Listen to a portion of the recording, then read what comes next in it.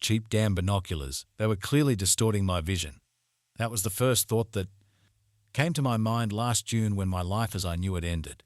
I'm Daniel DeFriend's Dan. Almond.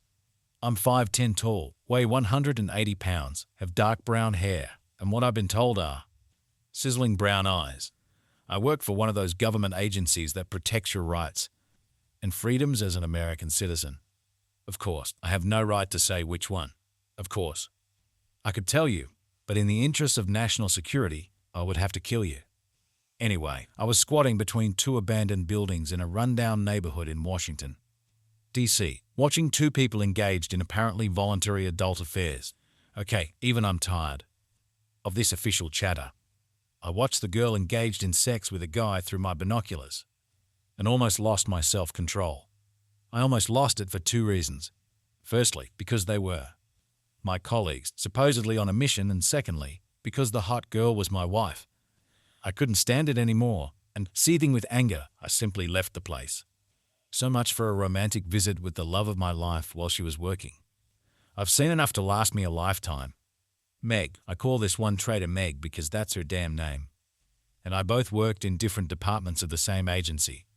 Because of agency rules, we never worked on the same assignment, so while we could check mission logs or boards and see where each of us was and what we were doing, we tried to avoid that because bringing emotion into the field makes you careless. And I have to admit that, until now, seeing Meg in danger would make me pressure her to leave or take a desk job. I think the main difference in this situation between me and the civilian is probably the very few emotions running through my mind. But in terms of my ability to share my feelings and rationally plan my actions, the differences were huge. Also, in terms of my resources and methods of dispensing revenge, the differences had to be measured in light years. I quietly left the place with a face masking a calm that hid all my emotions. Anyone looking at me with my slightly satisfied expression would have thought that I was simply lost and looking for my car. In fact, some have come very close to death or serious injury. Meg, I sat back and thought about my husband Dan. This man could drive me crazy just by looking at me a certain way.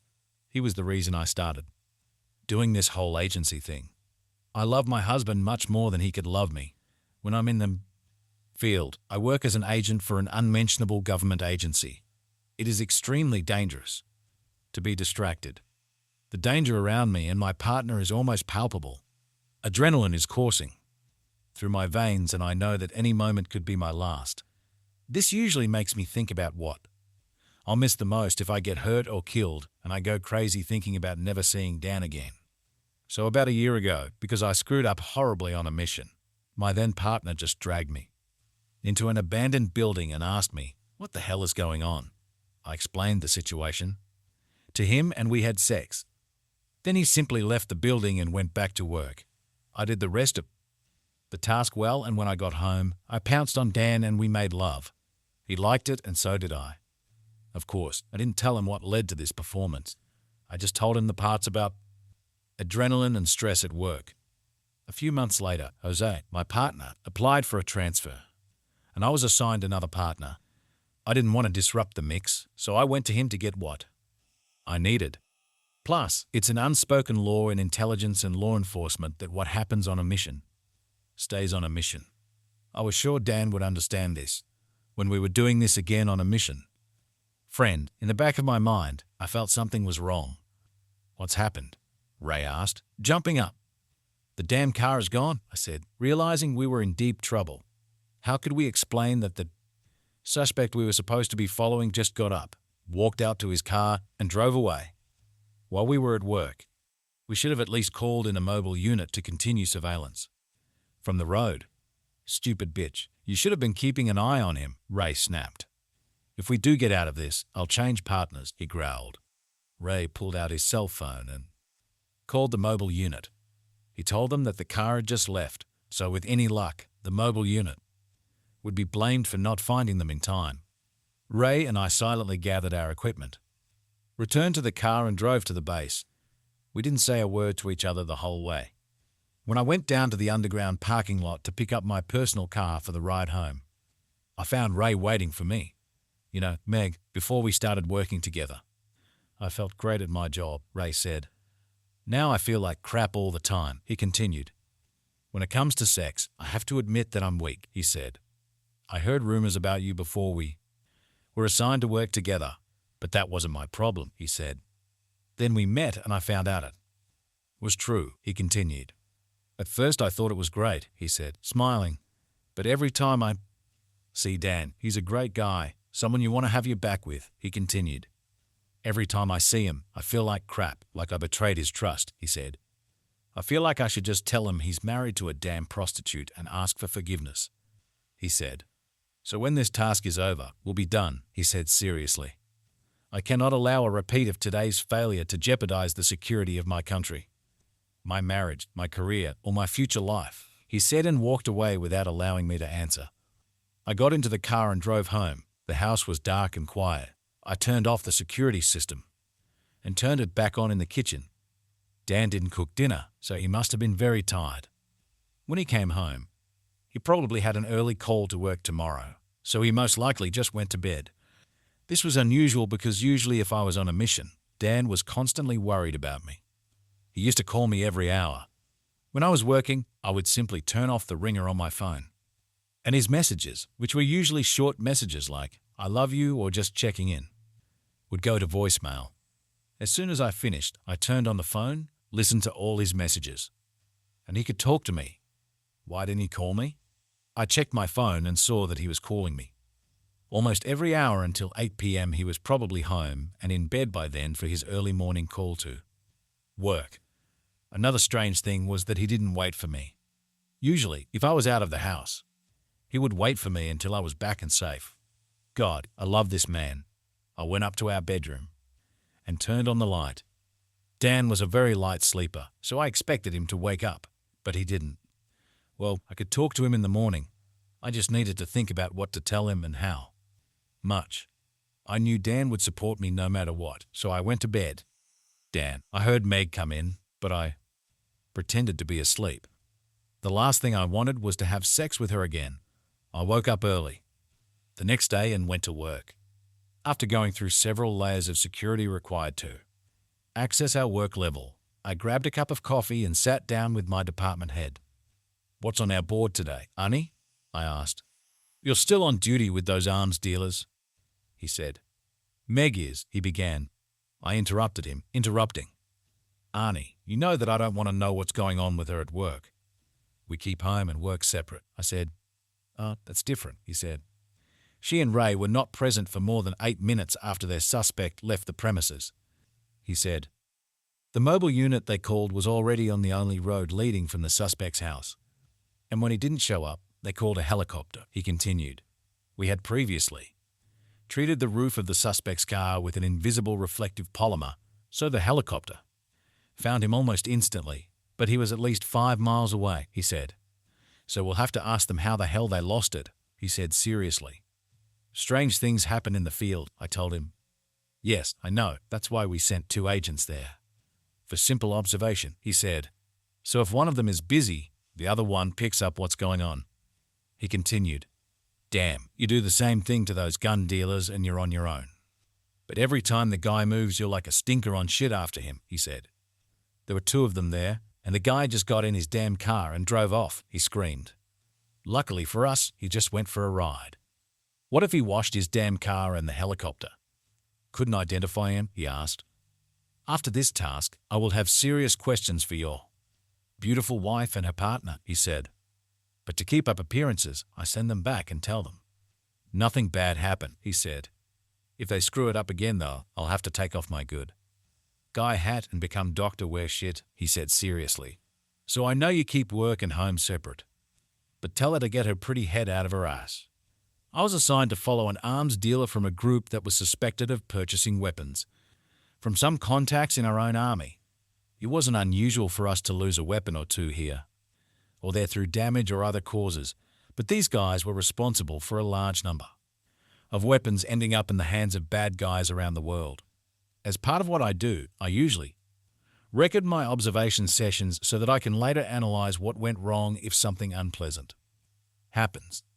My handlers in the field cannot communicate with me directly. In short, they can hear me talking to them, but I cannot answer them because I cannot hear them.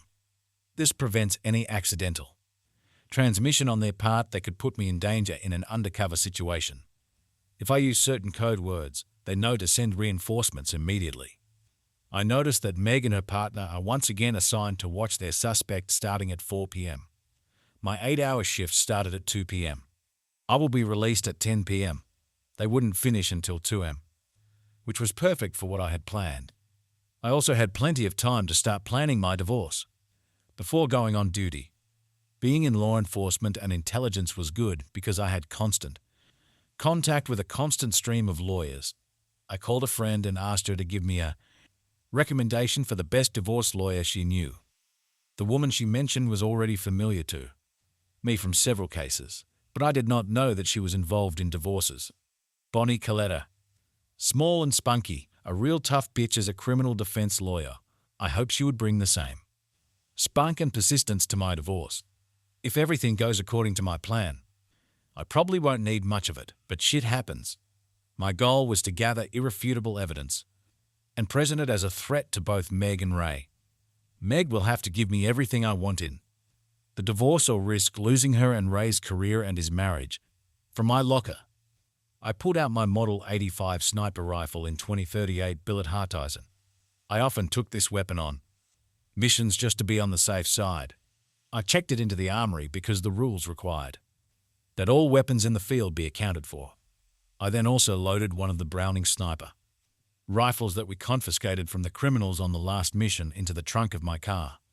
These weapons were unregistered and were never entered into the agency's logs, so it was practically untraceable. The Browning rifle was the weapon I intended to use. After loading the car while I was out of sight, I returned to my office and began transferring half the money from all of our joint bank accounts to new accounts in my name. I also cancelled all credit cards that were on joint accounts. These steps effectively divided our finances, but did so in a way that I felt was fair. Basically, everything that was hers remained hers, everything that was mine remained mine, and everything that was ours was either cancelled or divided in half. The only problem was the house, and since she was the one who cheated, I felt entitled to it. There was also the fact that the house was not tainted, since apparently her infidelity did not occur at home. At least she wasn't that stupid. We planned to have children at the end or after the completion of our intelligence careers. Fortunately, we didn't have children yet. This made the whole process easier. I was surprised at how calm I was about the whole situation. Over the years, I've done some downright evil things to help colleagues who were going through divorces. Sometimes it was simple surveillance in the spirit of catching a spouse cheating with a camera. In other cases, it involved planting evidence to obtain a confession that was then used in court. Both cases involved supporting a colleague for a period of time until he could stand on his own 2 feet again. Meg had to endure some pretty awkward and depressing dinners during those times. Surprisingly, I was very calm about the whole situation. Even though I loved her, I knew that everything was over between us. There was no coming back. After what I saw, I needed to close this chapter, but not in the same way that a normal person would. I needed Meg to feel the same emotional pain that I felt, and I had a way to do it. Secondly, I needed her to lose something that she values above all else, just like I lost her. And finally, her partner, a man who betrayed not only a fellow agent, but also his wife, his honor and his country. He betrayed everything, so he needed serious losses, and tonight. Meg. I woke up the next morning and reached out to Dan, but found only an empty space. I missed him so much. I was alone in bed. Then I remembered that he was sleeping when I arrived. He probably had an early call. While I was tossing and turning last night, I was thinking a lot about my surgery and my life in general. I decided that I needed to curb my desires and actions and take control of my life. Sooner or later, these things always end in disaster, and I have too much to lose. I know this sounds dramatic, but I don't think I could live without Dan. Therefore, when dressing for work, I deliberately wore trousers instead of a skirt. Firstly, they were more practical in case something happened, and secondly, they made it more difficult and less likely for me to do something indecent. As I walked through security, I could feel the guard's eyes on me.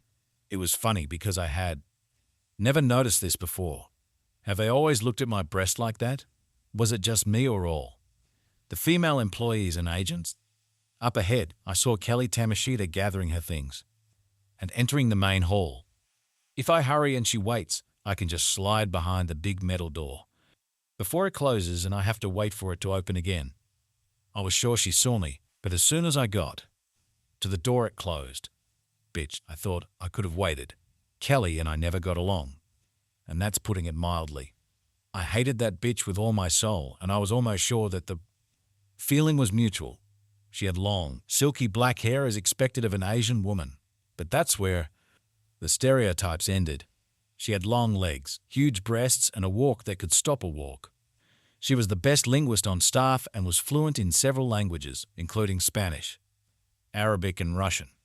I headed straight to the situation room to see if my husband would be there, but he wasn't. I checked the all board and learned that his surgery didn't start until 2. Wasn't p.m. Why the hell didn't he wait for me? He was probably helping one of his friends who had solved personal problems again.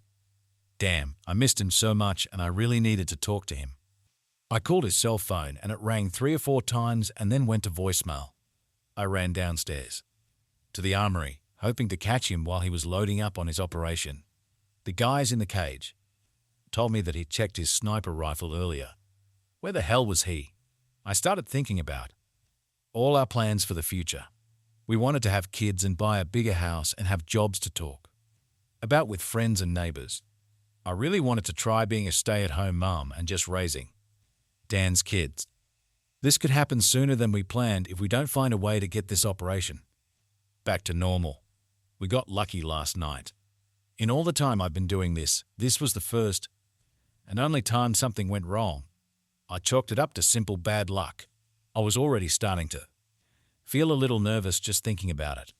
Of course, the fact that Dan didn't take care of me last night only added to it. I spent the rest of the time before surgery in my office playing tag with Dan on the phone. He left me a couple of messages but didn't answer when I called back. The messages were also strange if you know us. They were very formal and polite. It was as if he was talking to a colleague rather than his wife. Something was wrong, but I didn't know what. Perhaps the problem that Ray and I narrowly avoided last night had gotten to him.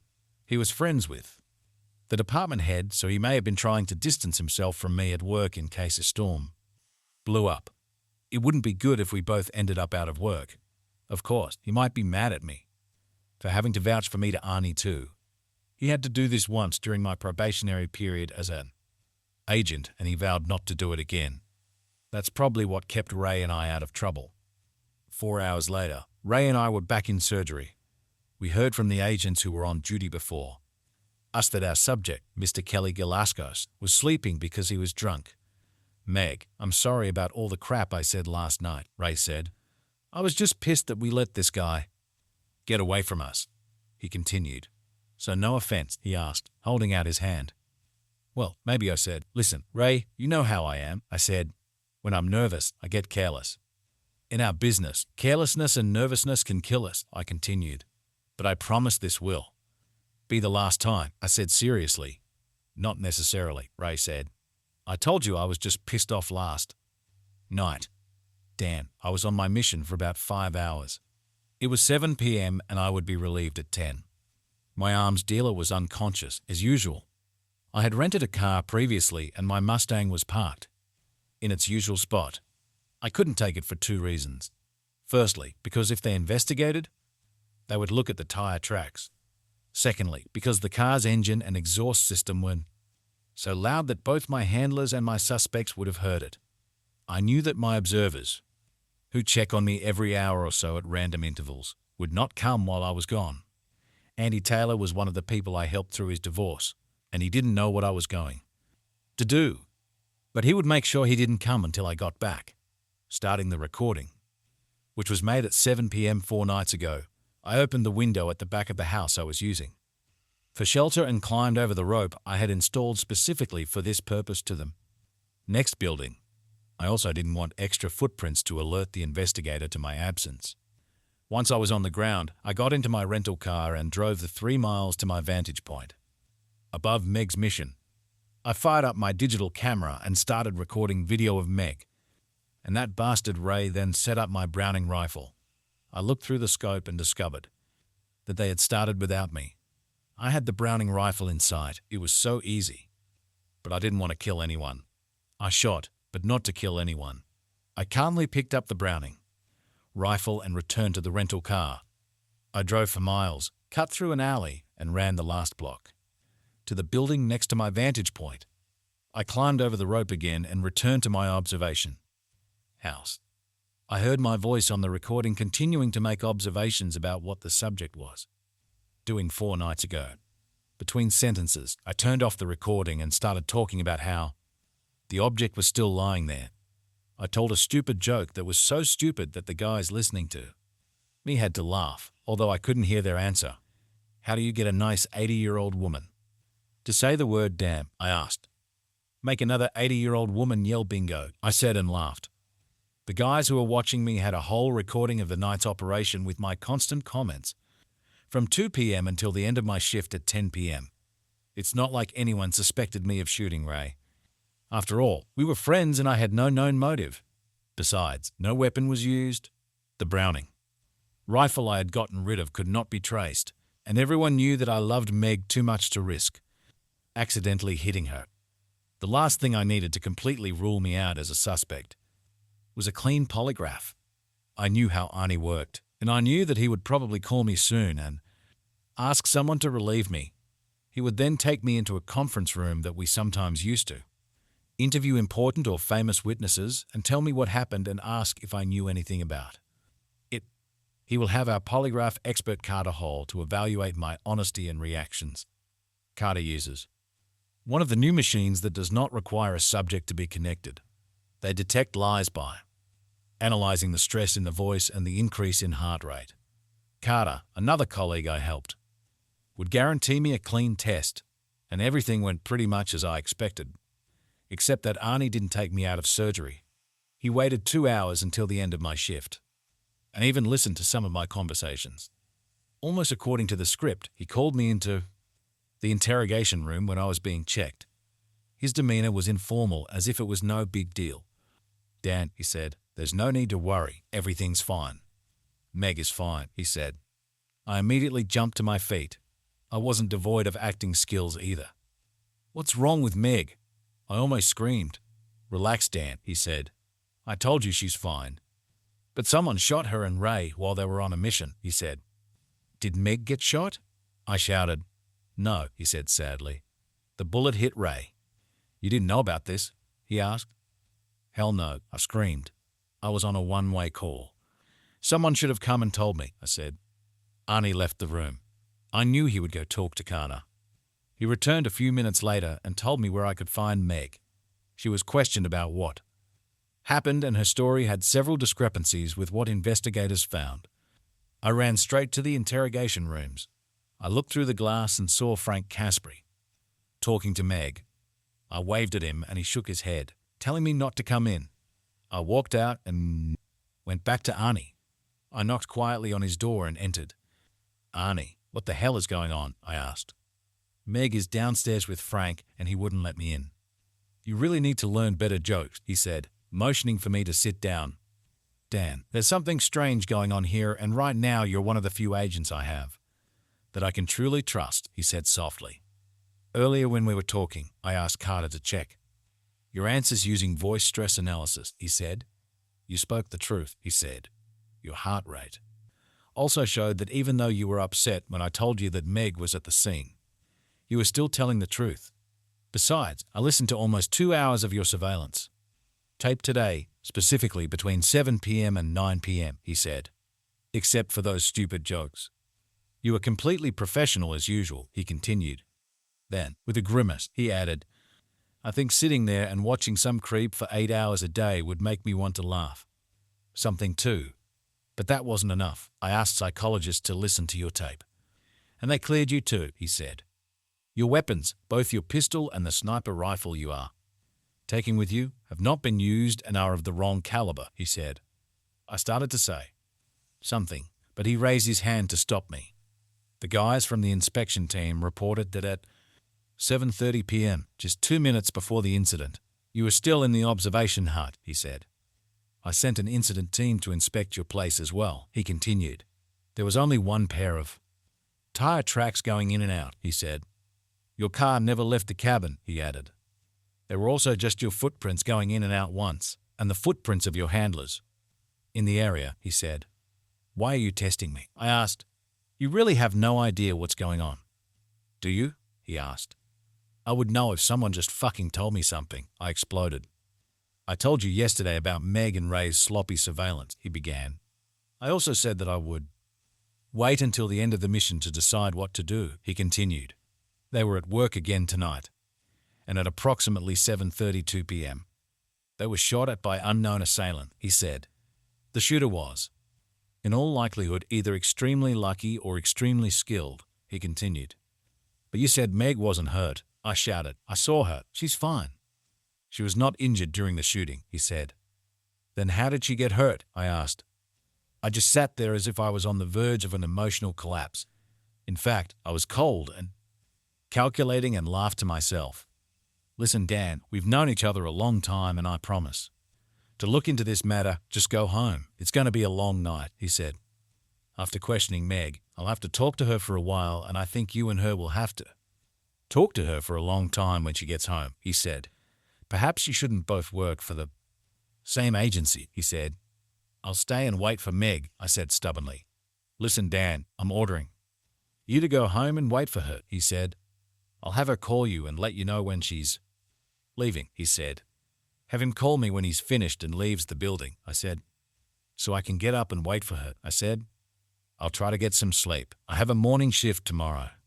Think you'd like to take a few days off? Arnie asked. No, why do I need this? I asked in response. Well, if you change your mind, let me know, he said.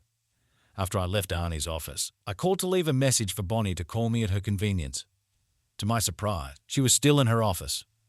Hi, Bonnie, this is Dan Alman, I said. Hi, Dan, she said.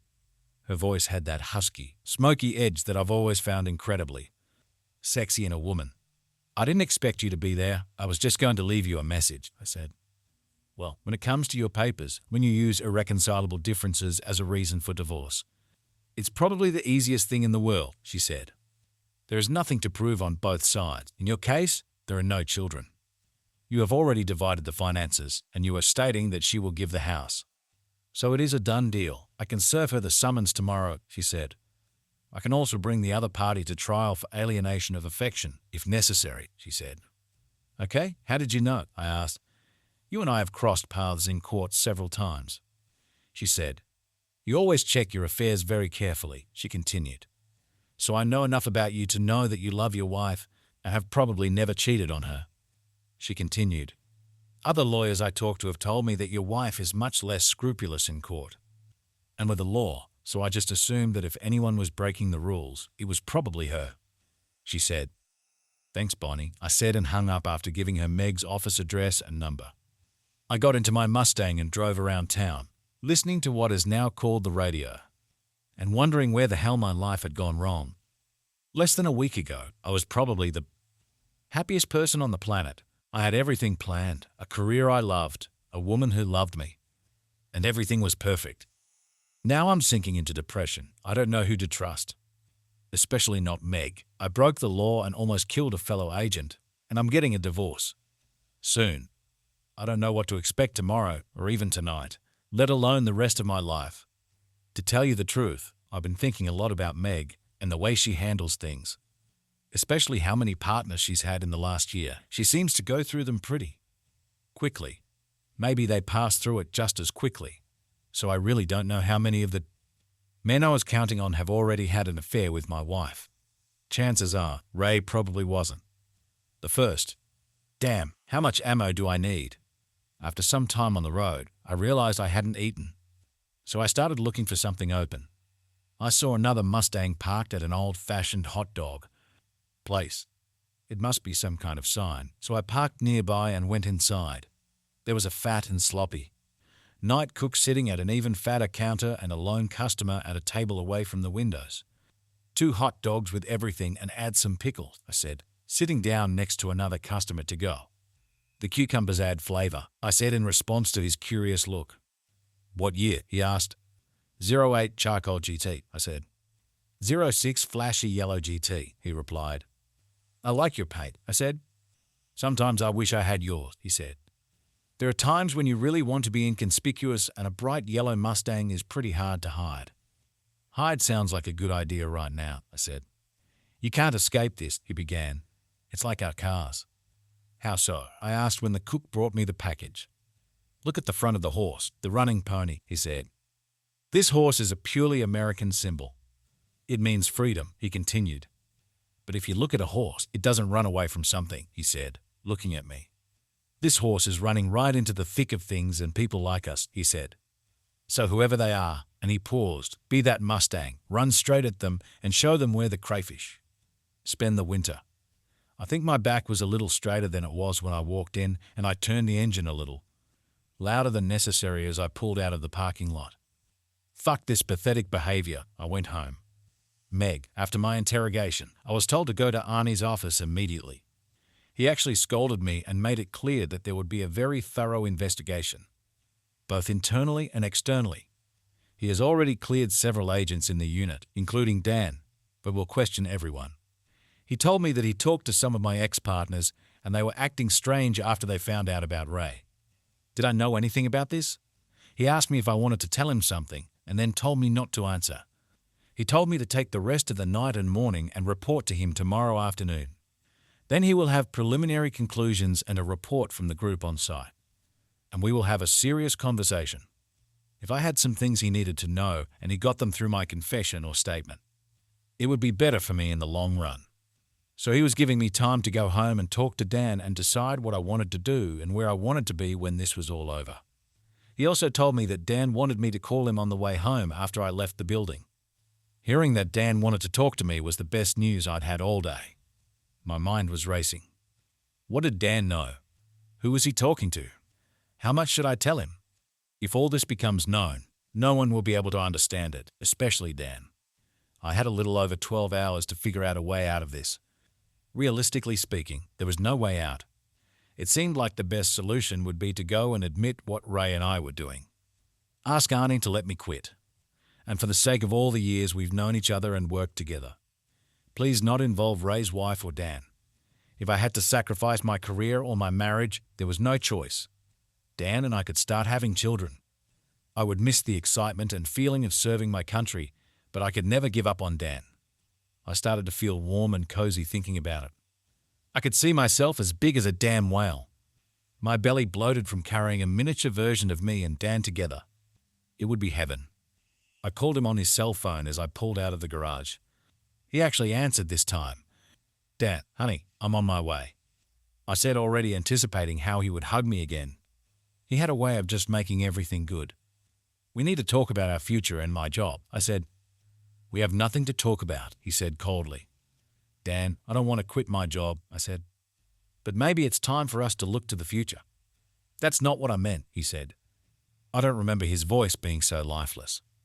I know you're mad at me, honey, but there are things you don't know, I said. We'll talk about this when I get home. Meg, don't come here, he said. Go to Mom, sit down, go to the motel, sleep in the car, I don't care. This is not your home anymore, we have no future. And I don't care about your damn job, he snapped. Meg, I know a lot more about this than you think, and there's nothing more we can talk about, he said, and hung up. In Arnie's office, I was focused and calm, thinking through my options like I had been taught. But when Dan hung up the phone, everything changed, and I just couldn't play the game anymore. I started crying like a little girl. Don't sob and hang your head, with tears running down your cheeks like an adult woman, but simply cry like a preschool girl. After driving around the city for about 30 minutes, I checked into one of the cheap motels near the airport. I took off my clothes and went to bed. My cell phone rang and I looked at the screen and answered immediately when I saw it was Dan. Dan, I said. I was sure he was ready to tell me to come home. Look, Meg, I tried to be fair in everything I did, he said, and I realized that asking you not to come home on such short notice was unfair. I'll leave early in the morning, probably before you wake up, he said. Why don't you come home in the morning? He began. And we can talk, I started before he interrupted me. No, Meg, he said. I don't want to talk to you for now, maybe ever. I just wanted to give you a chance to get some personal items from the house, he said. So you can come tomorrow and I'll stay somewhere else tomorrow night, he said. That way, you'll have more than enough time to pack your things. Dan, fuck these things, I said. I love you, Dan. The most valuable thing I have is you. You don't have me anymore, Meg, he said.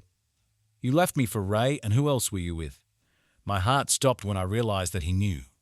Now, it wasn't about keeping my job or keeping him from finding out about my extracurricular activities. Dan knew, and I fought for my life because I was sure I would slowly die without him. Not only did he know, but he had time to think about it and decide that our marriage was not worth saving. I just stared at the ceiling, wondering why I was so stupid. I had everything, and I ruined everything. I had to find a way to get him to take me back, no matter what. But Dan, I started, but realized I was speaking into the phone because Dan had hung up. The next morning, or rather the next afternoon, I woke up and checked out of the motel. I could always return or find another, but today, and hopefully for the rest of my life, I will return to my home. I got dressed and got into the car. It's amazing how the individual mind works. I felt dirty and cheap because I was wearing the same clothes and underwear as yesterday. But I cheated on my husband for months and didn't feel bad until he found out. I still didn't consider it a complete betrayal. And secondly, because all this was done only to fill my nervous tension. I needed to explain this to Dan because I was sure from what he said on the phone last night. He thought I had slept with other men. It has never been and will never be like this. I parked in our driveway, my mind filled with different thoughts at once. Pain, anger, sadness, regret, everything was mixed up in my head at that moment. I had so many good memories of this house. Why does he think I'll just give it up? I entered the house and walked around it, looking at everything as if I was seeing it for the first time, or maybe the last time. I climbed upstairs and plopped down on our bed, glad that it still smelled like Dan. I wrapped myself in a blanket and enjoyed this feeling. I know I probably looked stupid rolling around on the bed, wrapped in the covers like a living burrito. But I was warm and surrounded by Dan's scent. It was almost as if I hadn't ruined our marriage. But I destroyed it, and for what? For mediocre foreplay to relieve nervous tension if I gave myself a chance to adjust. I would get used to it like everyone else. And it was mostly those guys' fault because they were doing it for sex, and they were married too. At least it helped me function better at work. I'm not saying I was a victim, but it wasn't entirely my fault. I needed to explain all this to Dan. I was sure that once he knew all the facts, he would still be angry with me. But he would be able to forgive me. He would have to, because if I was sure of anything in life, it was that Dan loved me as much as I loved him. I got out of the blanket and folded it carefully. I was going to take it with me when I left, because if we were apart for any time, I would need it. I took off my clothes and went to the bathroom, remembering all the effort we had put into finding wallpaper and tiles for this room. Dan was really upset about the cost of these tiles until we took our first bath together in this huge tub. I started crying again, realizing that the little things I had taken for granted were now things I would have to fight to keep. I think it's the little things that are really special. It's the little everyday things that frame our lives and create our most powerful memories. I looked in the full-length mirror while I dried myself. My body has become curvier over the past few years, and my once slim figure has rounded out a bit. My face seemed to have aged more in the last 24 hours than it had in the last year. I put on one of Dan's thick robes, which again had his scent, and went downstairs to the kitchen. As I approached the kitchen, I smelled coffee, my favorite French roast brand, and the tears started flowing again. Dan hated my coffee, but he turned on the coffee maker and left it on a very low temperature to keep the coffee warm for me. There was a caramel pecan bagel and a note on the kitchen counter next to the coffee maker. I took the note with some trepidation, remembering the coldness of our last conversation. Meg, I'm so sorry it ended this way, and I would have given anything for it not to have happened. For as long as I can remember, you have been the most important part of my life, and losing you is a blow that will take me a long time to recover from. My sincerest intention was to spend my whole life with you and maybe one day with our children. But alas, that will never happen. So all I ask is that we handle this with professionalism and dignity, and not given to anger, pain, and other negative emotions. In this spirit, I have decided to give you time to gather the necessary things. Please try to show me the same courtesy as I tried to show you. Please take back everything that belongs to you, whether it was purchased by you yourself, or jointly by both of us or by me as a gift to you. Please don't take or damage my things. Please also make a list of the things we shared that you would like to keep. I'll mark the ones I don't need and maybe we can agree on the rest. My intention is to keep the house. I believe that this is fair as the injured party. I have the right to this. If in time the house becomes too big and empty for me, I will give you the opportunity to have it. If you also don't want the house at that moment, we can put it up for sale and split the proceeds. I don't think there's much more to say except that we're both suffering now at least. I am, and I'm guessing you're suffering a little too, but since I've probably never known you, I could be wrong. I don't hold it against you, and I hope you find someone who makes you as happy as you've made me for so many years. Daniel Almond. When I finished reading the note, I was overcome with despair. I had about 2-3 hours before my meeting with Arnie and I didn't know what to do or what to tell him. Should I even go? Ultimately, I don't really care about work anymore. Okay, Arnie, I'm not the best agent. So what? I haven't done anything criminal. So the worst thing they can do is fire me. Again, so what? The most important thing for me right now is to talk to Dan. He really doesn't understand what was happening or why. He also doesn't know that there were others besides Ray. When he finds out, or if he finds out, it could make the situation even worse. I was selfish, that's obvious.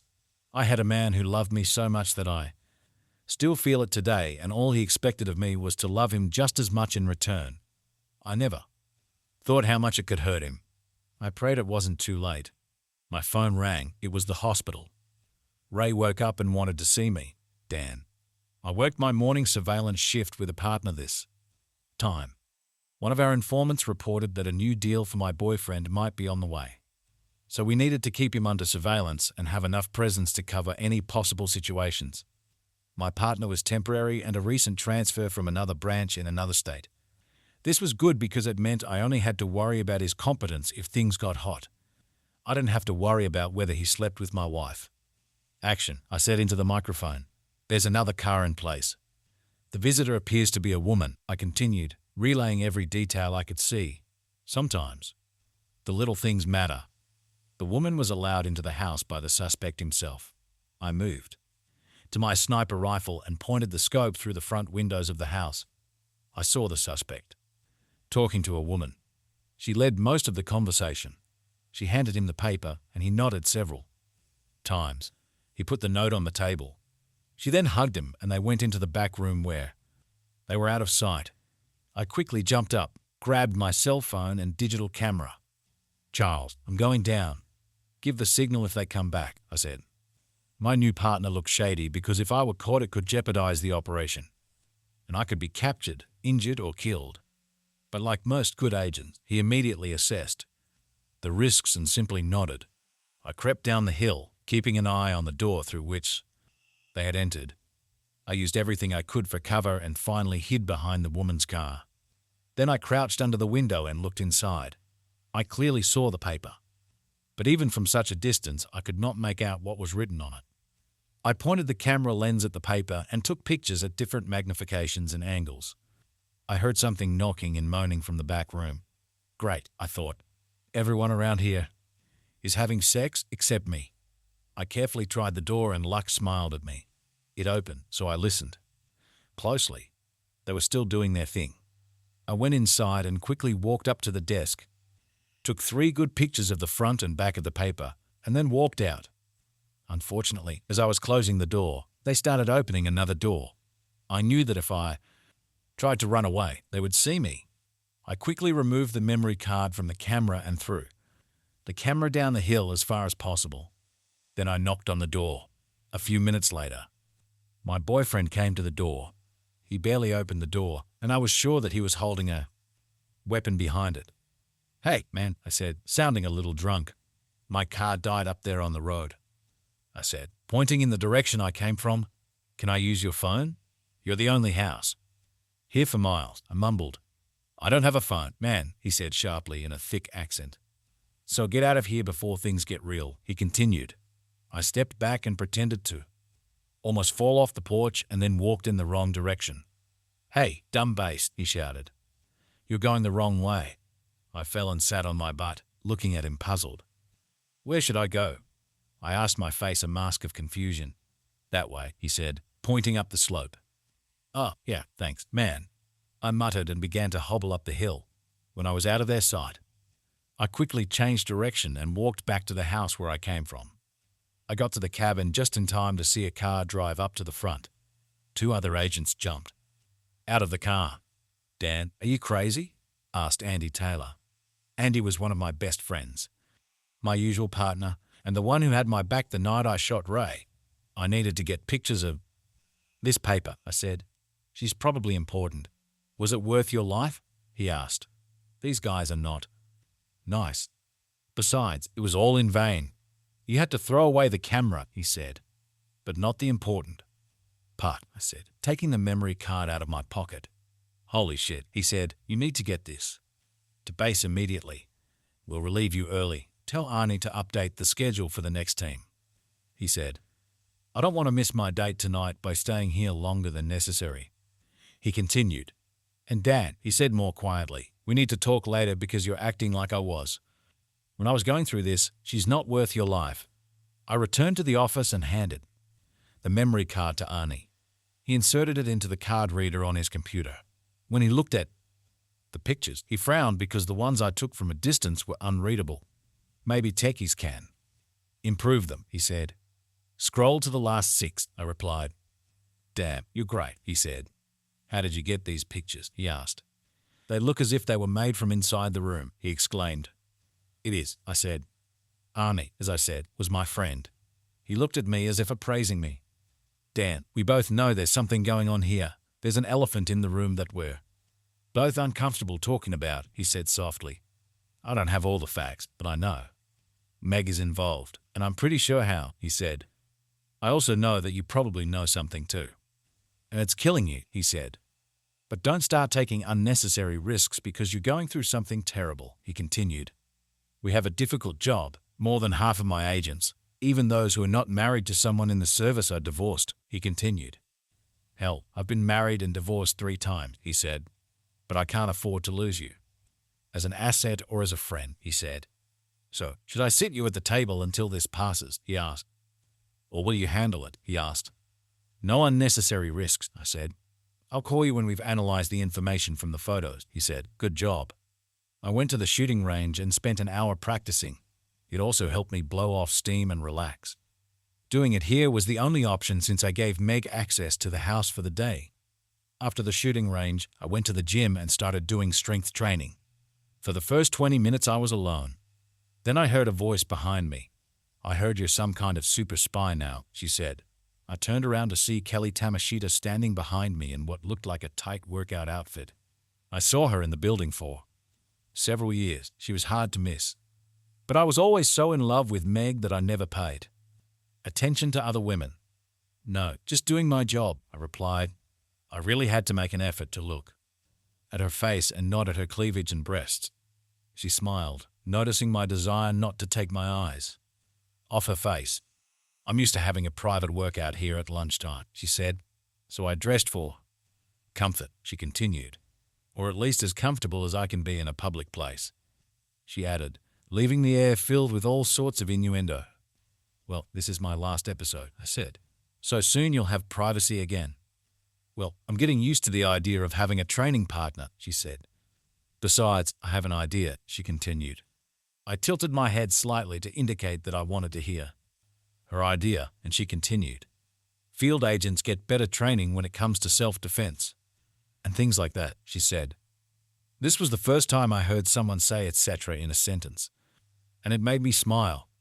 I hadn't smiled since I found out about Meg, so it made me feel better. And some of the tension I was carrying around with me dissipated. So what about this? To have a mat, she said, pointing to the rubber surface of the sparring area. Somewhere in the back of my mind, I remembered someone saying something about Kelly having a black belt in some form of martial art. I also remembered that she liked to humiliate field agents by defeating them in impromptu sparring matches. Okay, I heard myself reply, and then added, Don't be too hard on me. I hope you will become cruel to me, she answered with a smile. That was a strange remark, I thought. I wonder what she meant. We got into a fighting stance on the carpet, and before I could say anything, I'm still married, I thought, so I shouldn't do this.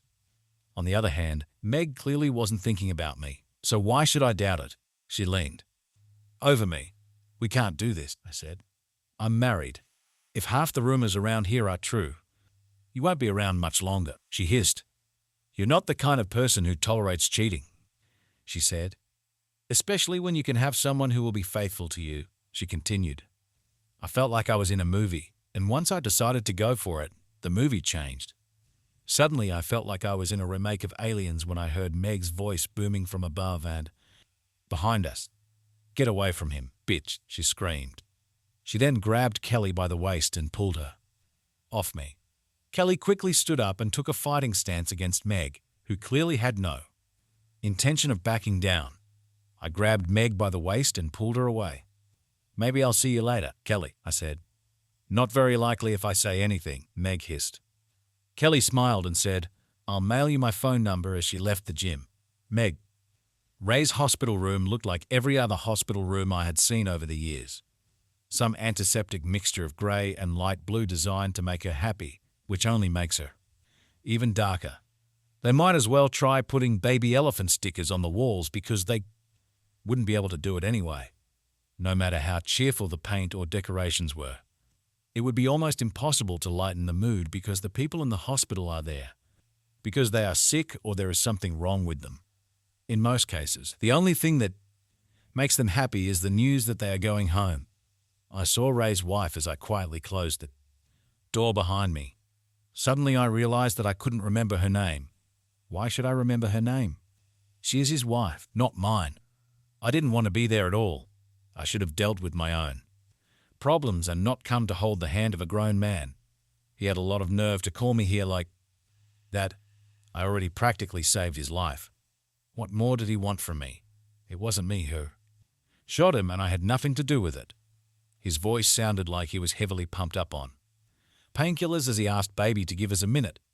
It's for work. You know I can't discuss it with you in the room, he said.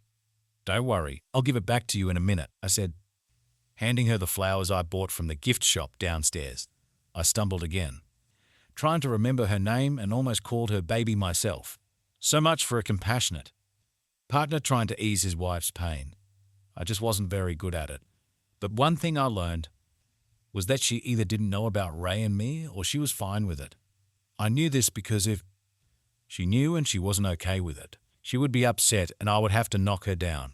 I smiled again and waved as she closed the door. As soon as I heard the door lock click, I turned to Ray, and my face changed. Why the hell did you call me here? I asked sharply. I have a business. I have a meeting with Arnie in an hour and a half, I said. And Dan knows about us, I continued. So I'm going to have to do a lot to try to save my marriage. So as much as I feel sorry for you, I have more important priorities, I said. Ray's eyes narrowed and the screen monitoring his heartbeat sped up. You're a really cold bitch, he said.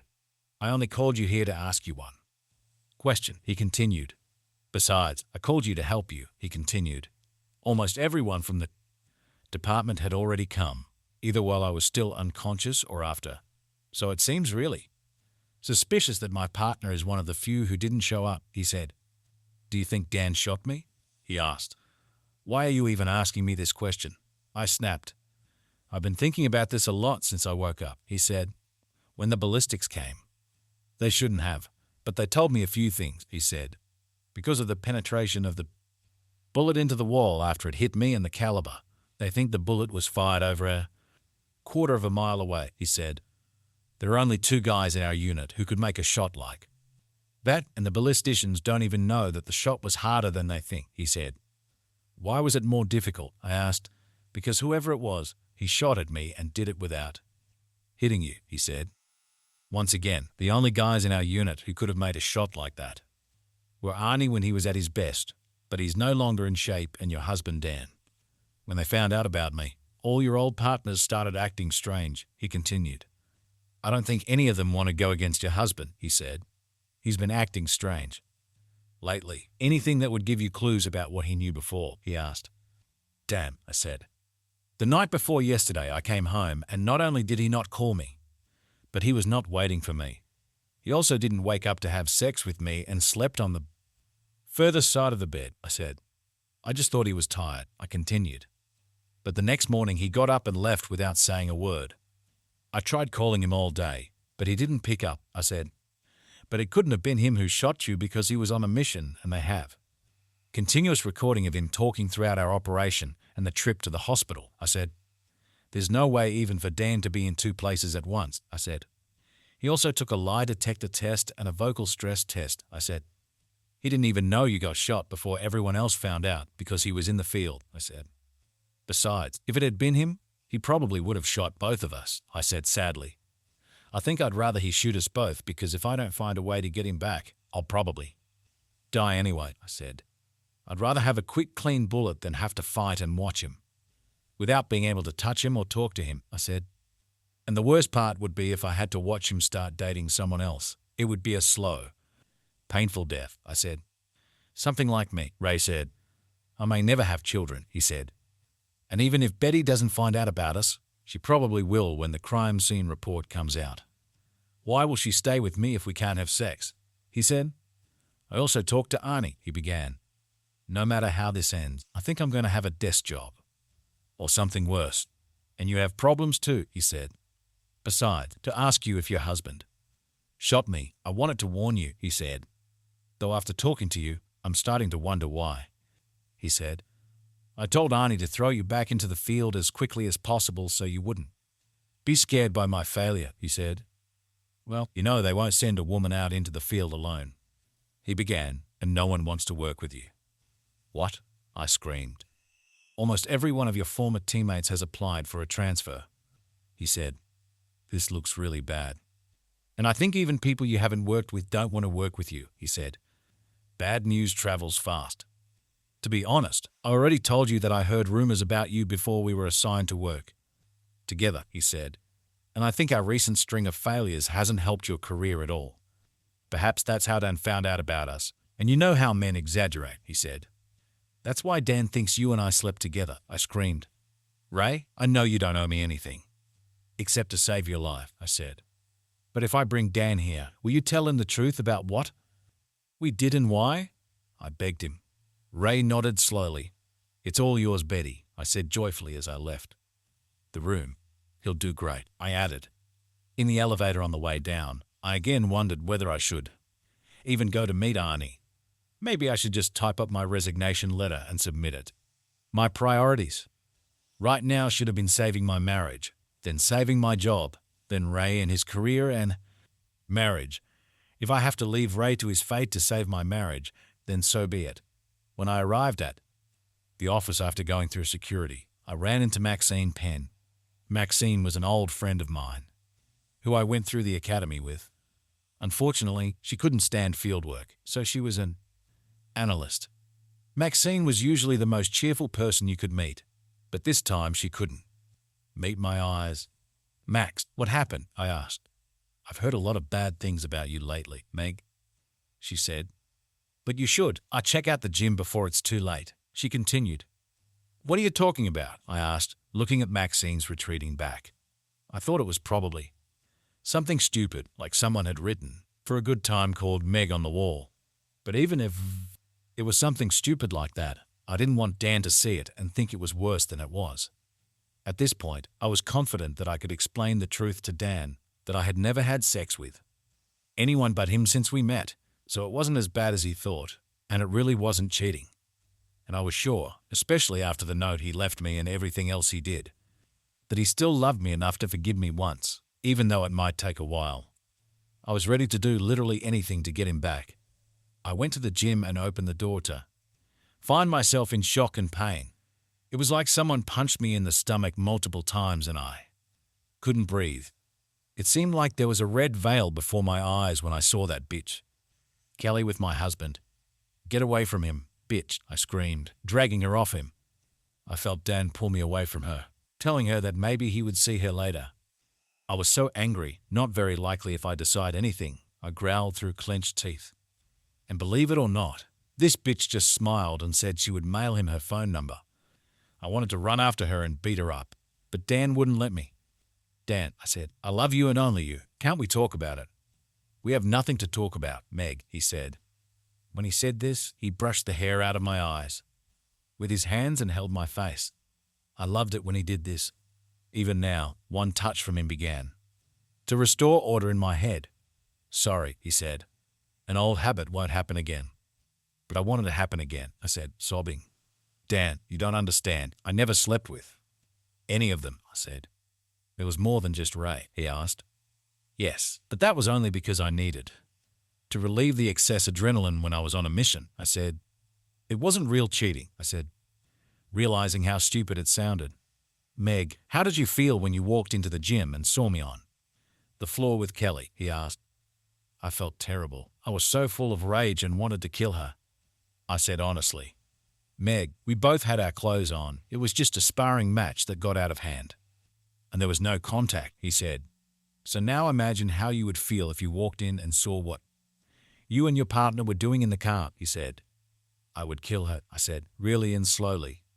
So that would be treason, he asked. But this is different, I sobbed. Maybe the reason could be different, but the feeling would be the same, he said. When we got married, it was with the understanding that we would be faithful to each other until death do us part, he said. It was a big commitment for me, he said, and no matter how much you tried to justify it, you broke it. Now that I know your reasons, I can partly understand how you could consider this acceptable to you, he said. But for me, it's just not acceptable because I don't want to be one of the 6 or 7 guys you have sex with, he said. So let's get to the point, for the sake of the 10 wonderful years we spent together. I forgive you, he said, looking at his watch. Aren't you late for your meeting with Arnie? He added. Oh yes, I said. I almost forgot. Can we finish this later? He sighed and nodded his head. I'll go into the house, he said. I ran up the stairs with my heart lighter than it had been in days. Dan forgave me, and that was all that mattered. I walked into Arnie's office without even knocking. He looked at me as if he wanted to reproach me for being rude, but I just didn't care. Speak, I said with a smile. He looked at me strangely and tilted his head. Meg, I'm sorry to tell you this, but after careful investigation and speaking with several former partners, I have a pretty good idea of what was going on, he said. I need my men in the field with excellent judgment and strong morale, he said. I've had to sternly reprimand and transfer every agent you've worked with over the last year, he said. I also have to worry about the state of mind of your husband, who is my best agent, he said. Noticing the surprised expression on his face, he asked, You didn't know? Dan took a risk this morning that could have easily cost him his life. I hope he can regain his good judgment, but if he can't, I'll have to put him behind the table, he said. But in your case, as short as I am in reliable field agents, largely because of you, he said, I simply don't need a command lecture. So in the interest of national security, you're fired, he said coldly. Put your things away immediately. Security personnel are waiting for you in your office and will escort you out of the building, he said. Is there anything you want to say about this? He asked. Are there any reasons to reverse this decision?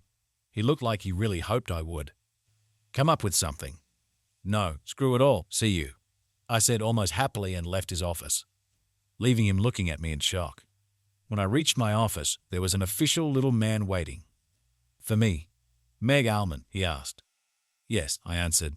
They'll give it to you, he said, handing me a thick envelope and leaving. I opened the envelope and started reading the documents. There must be some mistake, I said. Dan has forgiven me. Dan has forgiven me. I continued to scream as I ran down the stairs. The guard started following me. I ran into the dining room and saw Kelly approaching Dan. She pulled a chair over to his desk and sat down, smiling at him. Dan has forgiven me, I screamed. Isn't that right, Dan? Yes, he said. I have forgiven you. Then why did this little man give me divorce papers? I asked. And why are all my ex-partners listed in them? It will cause divorces for them too, I said. It's not fair, Dan, that we get back together and they all end up divorced, I said. We're not getting back together, Meg, Dan said slowly. He couldn't see Kelly smiling at me behind his back. I said, I forgive you, but that doesn't mean I could live with what you did, he said. It also doesn't mean I could ever forget or even get over it, he continued, and it especially Doesn't mean I could ever trust you again, and without trust, there's no point in being in a marriage, he said. We just need to move forward with our lives, and who knows, maybe when the pain and wounds heal, we can become friends, he said. Friends, I thought. I don't want to be his damn girlfriend. My heart beats only in response to him. I know I made a big mistake, but that doesn't mean I have to lose everything. My job, my reputation, my marriage, my husband, my lover, my best friend. I'm losing everything. Arnie said he doesn't have enough agents. He'll probably reassign that bitch Kelly to field duty temporarily. Then she'll get everything I'm losing. She's already after Dan. The ink wasn't even dry on our damn divorce papers yet, and she was already clinging to him. No damn chance, I thought. I collapsed as if about to cry, and then, as quickly as possible, I grabbed one of the guard's guns from his holster. When they started to retreat, trying to figure out what I would do, I fired twice. I killed Kelly and myself. We'll end our fight in hell. Bitch, I thought.